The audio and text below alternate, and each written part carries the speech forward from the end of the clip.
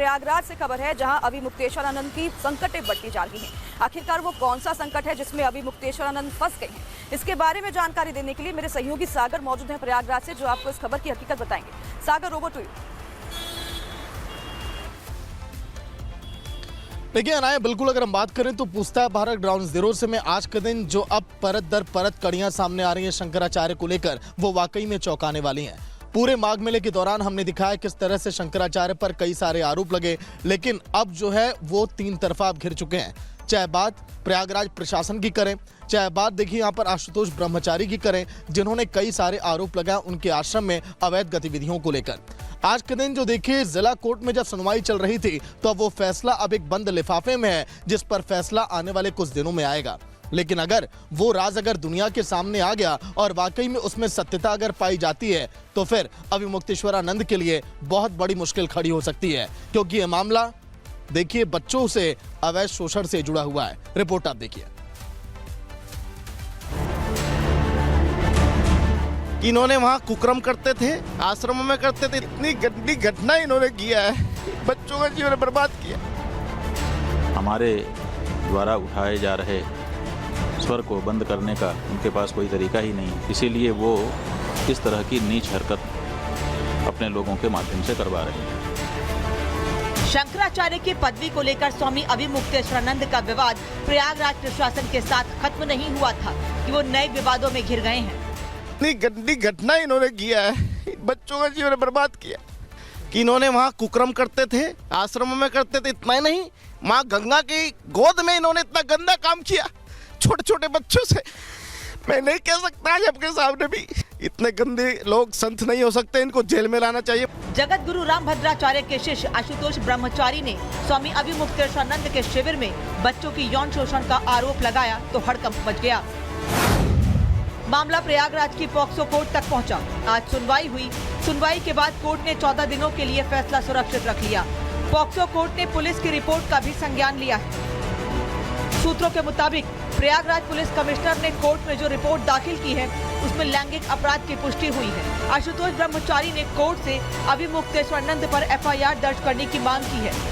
माननीय न्यायालय ने हमारी बात सुनी और फैसला सुरक्षित रख लिया। सारी घटना माननीय न्यायालय ने बच्चों से और हमसे पूछा और हाँ, पुलिस रिपोर्ट में पुष्टि हो गई है। जो कमिश्नर साहब से जांच के आदेश हुए थे, उसमें संपूर्ण तथ्य सामने आ गए हैं। आरोप लगाना बहुत सरल होता है, कोई भी किसी के ऊपर भी आरोप लगाने के लिए स्वतंत्र है। तो जब भी किसी को बदमाशी सूझती है तो वो किसी पे आरोप लगा देता है, लेकिन आरोप लगाने के बाद आरोप टिकना चाहिए, वो सिद्ध होना चाहिए। जिस व्यक्ति के द्वारा ये आरोप लगाए गए हैं वो खुद जो है हिस्ट्री शीटर है।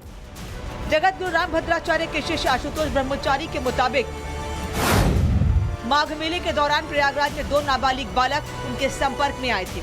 बच्चों ने खुद को असुरक्षित बताते हुए संरक्षण की मांग की और आश्रम में यौन शोषण की बात बताई। करीब 20 बच्चे इस तरह की घटनाओं के शिकार हो सकते हैं। न्यायालय ने हमारी बात आज बड़े ध्यान से बहस सुनी है, तथ्य देते, सबूत देखे, पुलिस की रिपोर्ट में पुष्टि हो गई। अब इससे ज्यादा और क्या प्रमाण दे सकते हैं हम न्यायालय को।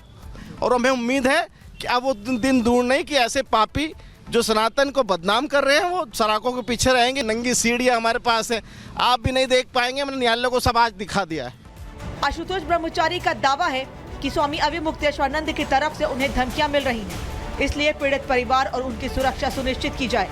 तो वहीं अभी मुक्तेश्वरानंद का कहना है कि वो धर्म का काम कर रहे हैं, इसलिए आरोप लगाए जा रहे हैं। जो भी व्यक्ति धर्म कार्य करने के लिए आगे आता है उसके ऊपर ये सब होता ही है, इसलिए हम लोगों के द्वारा जो गौ माता की रक्षा की आवाज़ उठाई गई है वो बिल्कुल उठाई जाती रहेगी। हमारे चरित्र हनन की आदि की कोशिश की जाएगी। तो इससे अप्रभावित रहते हुए हम अपनी गौ माता की रक्षा के लिए और भी दृढ़ता से आगे बढ़ते जाएंगे। माघ मेले में स्नान के लिए पालकी के साथ जाने की जिद को लेकर अभी मुक्तेश्वरानंद का प्रयागराज प्रशासन से विवाद हुआ था। इसको लेकर अभी मुक्तेश्वरानंद ने कई दिनों तक अनशन किया, लेकिन आश्रम में यौन शोषण का मामला बहुत गंभीर है। प्रयागराज पुलिस मामले की जांच कर रही है। Bureau report, Republic Bharat. वहीं अभी मुक्तेश्वरानंद का बिना नाम लिए सीएम योगी ने भी देखिए शंकराचार्य के नाम पर जो लोग वातावरण खराब कर रहे हैं, जो लोग अवैध गतिविधियां कर रहे हैं, उस पर सवाल खड़े किए। आज के दिन सीएम योगी और अखिलेश आपस में भिड़ गए। क्या कुछ रहा सदन के अंदर, क्योंकि ये मुद्दा सियासत के केंद्र में भी बना हुआ है। सुनिए आप। शंकराचार्य नहीं लिख सकता, हर व्यक्ति हर पीठ के आचार्य के रूप में जाकर के जहां तहां वातावरण खराब नहीं कर सकता। उन मर्यादाओं का पालन सबको करना होगा। और अगर वो शंकराचार्य थे तो क्यों आप लोगों ने लाठीचार्ज किया था वाराणसी में? क्यों एफआईआर लॉन्च किया था?